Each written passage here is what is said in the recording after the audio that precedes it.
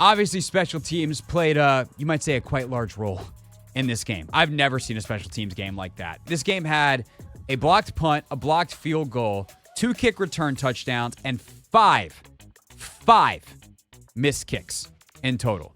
That counts, obviously, the blocked field goal. But Aubrey misses another one as well. Seibert goes 0 for 2 on PATs and misses the 50-plus yarder.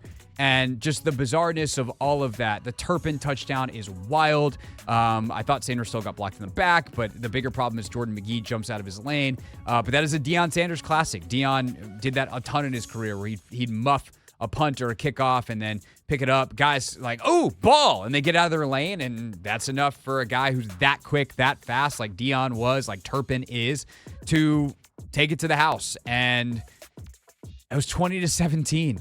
You had 2 timeouts. You're north of the 2-minute warning. And what should have been an ultimate backbreaker. And yeah, in some way, you have to credit the Commanders for their continuance of fighting and the Terry TD and the whole deal. But it was just brutal, which leads us to number 6. Speaking of Austin Seibert, this is the problem with Austin Seibert and kickers like him. And this is not meant to be a personal attack on Austin Seibert. This is a professional commentary on his skills. He has been money from inside 40 yards in his career. He's never missed from inside 40 outside of a couple of PATs. Those weren't this year until he missed a couple of PATs. His first 2 misses of the year, which makes it all the more painful. But rewind. That 50-yarder, I don't think they should have given that to him. He's not trustworthy on those types of kicks. He's kicked the ground multiple times. And in that particular case, that seems to be what happened. And maybe the operation's a little bit bad, but let's get a clean kickoff, please. And instead, 4th and 2, like, I'm going for it. I have Jaden Daniels. And they don't. And we'll get to more on Dan Quinn's decision-making in just a moment.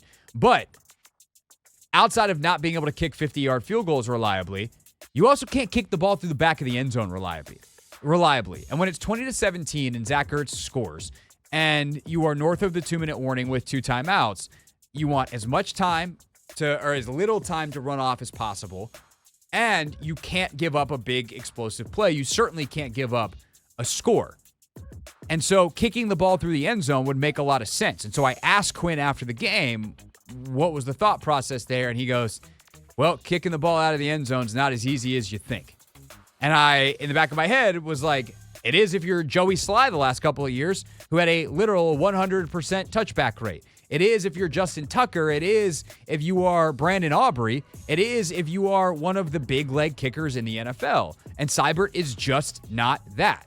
So instead, they go with what is the best option for them because they can't guarantee that Seibert's going to actually kick a touchback, and that is a dirty ball. And obviously, the worst possible outcome happens, and it's a miracle that they have a remote chance from there because of the Terry touchdown.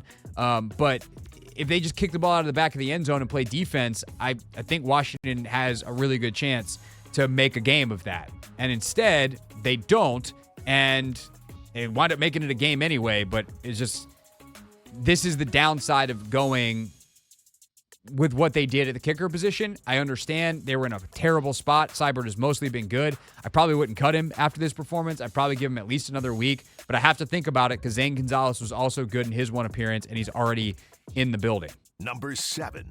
Speaking of Seibert and the decision-making by Quinn, had a bad day at the office. The whole operation.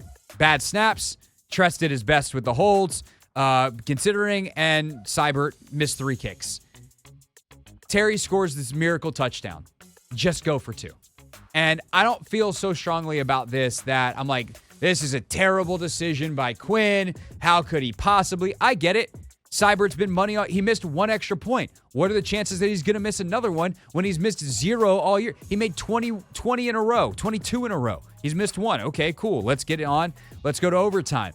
And, of course, that's not what happened. You have another bad snap. You have a botched kick, and you then wind up giving up the onside kick touchdown, which is actually the best thing to happen there because it gives you a chance. If dude just goes down, you take a knee and the game's over.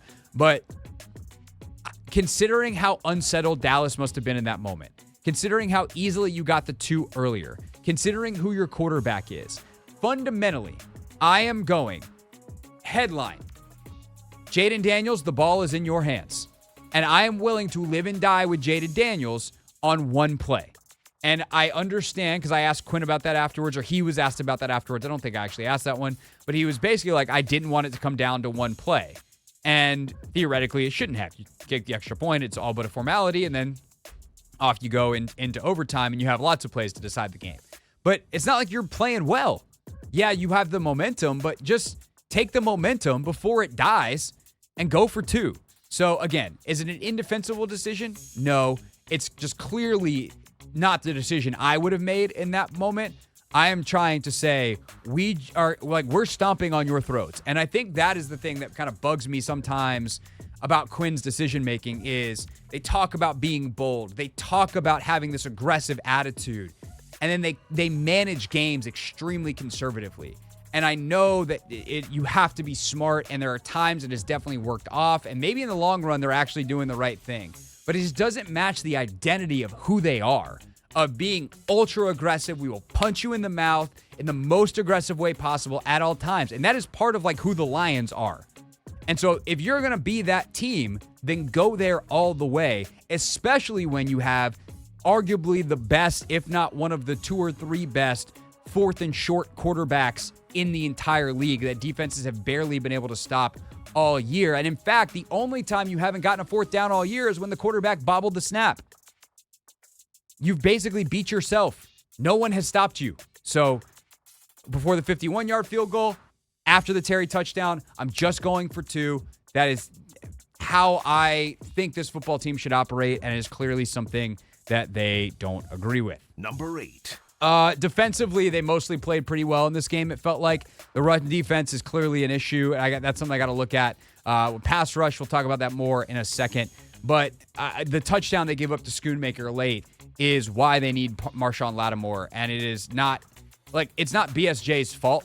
But because of what happened in the Pittsburgh game, BSJ is on an island out there with CeeDee Lamb, and Quan Martin is like, I'm going to make sure that Cooper Rush knows that he can't throw this ball over here because BSJ is not on an island. So they give him the safety help that we all wanted in the Pittsburgh game. And what happens? There's no one in the middle of the field.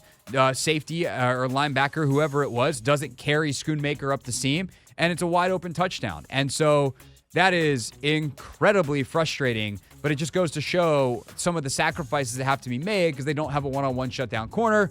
And voila, that down goes that. Number 9. Number 9. The pass rush in this game was absolutely horrendous, and Dan Quinn was very not happy about this after the game. He was asked about it very briefly post-game, and Ben Standig set up a question, and he was like, hey, so it looked like the pass rush wasn't really effective today, and Dan Quinn goes, I agree. Not good at all. In fact, they had 4 total pressures. They had 1 sack. They had 1 quarterback hit per PFF. They had 2 hurries all game. That is really, really bad. In any game. That is inexcusable for a pass rush this good against an offensive line that was missing its 2 starting guards and starting a rookie at center. And has a rookie at left tackle and a pretty meh right tackle by NFL standards. That is not good enough. And we can talk about all the other stuff you want to defensively. This pass rush unit cannot perform like that and expect to win football games. They kind of overcame it defensively, and if the offense gave them anything, then that would have been great. But also, Dallas cost themselves points in a litany of ways. That was a bad Dallas performance, and they somehow got away with it with the win, which brings us to number 10. If you are a Cowboys fan, you won. Congratulations. Your team played crappy football yesterday, and you got away with it. And you literally gave up one of the most embarrassing plays in the history of the NFL. The McLaurin touchdown at the end is really remarkable. You watch that thing on tape, and you're like, oh, this is on purpose. They find a way to manipulate the Dallas, picket fence defense. They clearly looked situationally, and I think Cliff basically must have been or whoever, Tavita, whoever was like, look, if we can fit a ball right here, right now, we can steal a bunch of yards. And sure as you know what, they did, and then Terry just kept on running. That's great, but that can't happen if you're Dallas. That is unbelievably embarrassing. And the fact that they get away with it is a shame. They should get a loss in the loss column. Not saying the Commanders should get a win because they also deserve to lose, but that's kind of the thing. That was a football game where both teams deserved to lose, and unfortunately, someone had to win. And even more unfortunately, for those rooting for the burgundy and gold, that someone was the Dallas Cowboys.